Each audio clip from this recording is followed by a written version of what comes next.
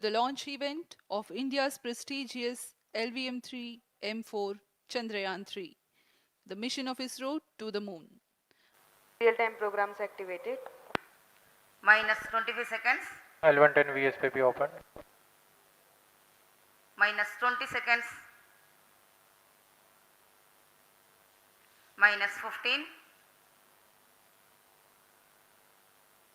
10, 9, 8, 7, 6, 5, 4, 3, 2, 1, 0.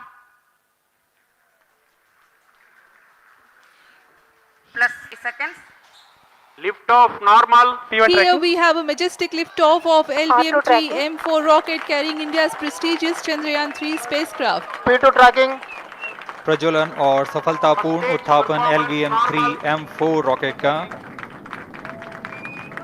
यह भीमकाय रॉकेट आसमान को चीरते हुए अपनी भयानक दहाड़ से चारों ओर कंपन उत्पन्न कर रहा है। इसे हम यहाँ महसूस कर सकते हैं और यही दहाड़ है जो वैज्ञानिकों को रोमांचित करती है। LVM-3 के उत्थापन के साथ ही हमारे अंतरिक्ष यान चंद्रयान 3 की चंद्रमा की यात्रा प्रारंभ हो चुकी है। As the rocket is soaring through the clear skies, every second moving closer to the accomplishment. Currently, we can see the scientists are analyzing the lander data.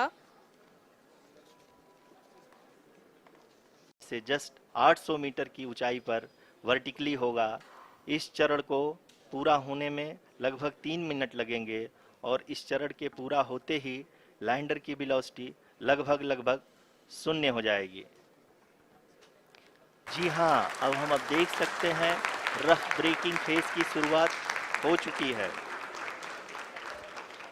जी हाँ, अभी आप अपनी स्क्रीन देखते हैं कि लैंडर अब तक कुल 191 किलोमीटर हॉरिजेंटल दिशा में चल चुका है और अभी तक इसकी वेलोसिटी लगभग 31 किलोमीटर बनी हुई है। The lander module has traveled a distance of approximately 228 kilometers.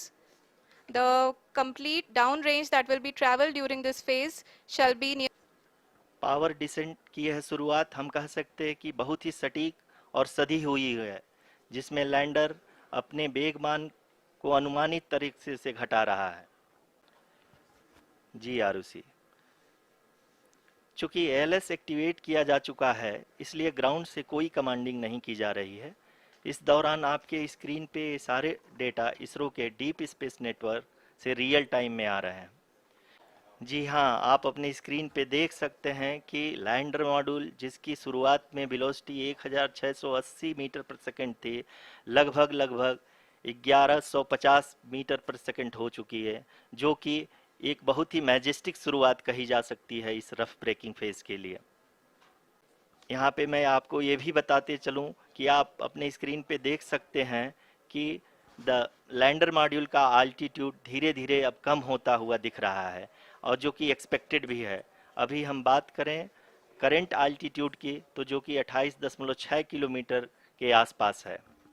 The downrange. इसके बाद हम जाएंगे. We can see the visualization of the lander module moving towards, going to be reduced to nearly 800 meters at the end of this phase. जी हाँ, जैसा कि आरुषि जी ने बताया कि लगभग 3 मिनट के उपरांत लैंडर की हाइट लगभग 800 मीटर वर्टिकली होगी और यहाँ पे लैंडर की हॉरिजेंटल वेलोसिटी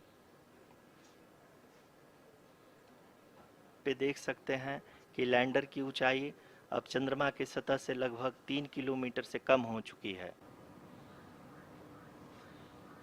किलोमीटर के आसपास है,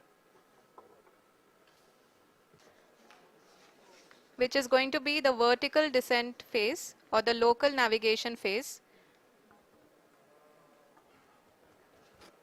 जी हाँ, अब हम फाइन ब्रेकिंग वेव के एकदम करीब आ चुके हैं। हाँ, आप तालियों के गड़गड़ाहट से सुन सकते हैं कि हम लोगों ने तीसरे चरण को भी बहुत ही सफलतापूर्वक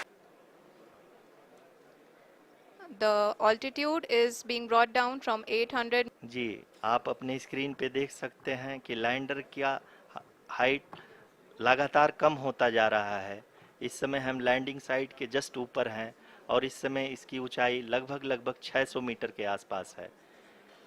इस फेज के दौरान लगभग 150 मीटर के ऊंचाई पे पहुंचने के बाद लैंडर अगेन लगभग 20 से 22 सेकंड के लिए हॉवरिंग करेगा।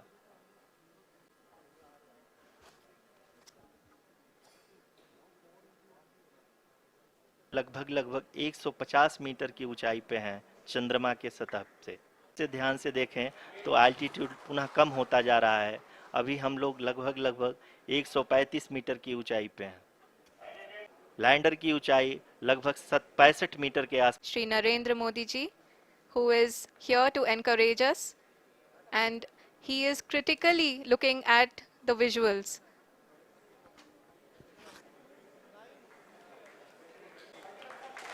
जी हाँ, आप अपने स्क्रीन पे देख सकते हैं कि हम lander module To hear from the Secretary Department of Space and Chairman ISRO, Shri S. Somnath. Guidance and control area, propulsion system.